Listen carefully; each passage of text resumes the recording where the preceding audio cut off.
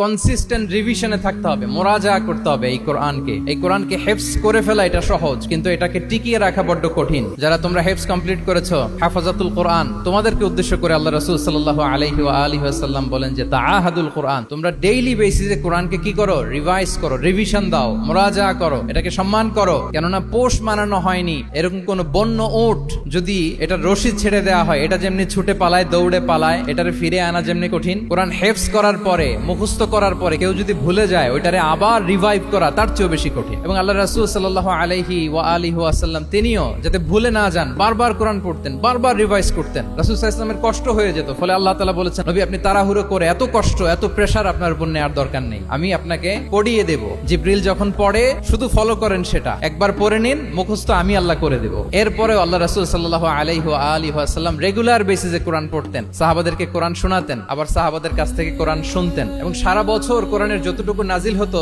রমাদান আল মুবারাকে জিবরিল আলাইহিস সালামের সাথে রিভিশন করতেন। যে বছর তিনি ইন্তেকাল করবেন, ওই বছর দুইবার তিনি গোটা কোরআনকে জিবরিল আলাইহিস সালামের সামনে পেশ করেছেন, শুনিয়েছেন। তাহলে এটাই হচ্ছে সুন্নাহ। তিনি তো পৃথিবীর প্রথম হাফেজ নাকি? উনি রেখেছেন কিভাবে কোরআনকে, প্রিজার্ভ করেছেন কিভাবে? রিভিশনের মাধ্যমে। You have to revise a lot, you have to recite a lot. এটা আমাদের মনে থাকবে তো নাকি? শিক্ষার্থী বন্ধুরা আওয়াজ করো, মেক এ নয়েজ।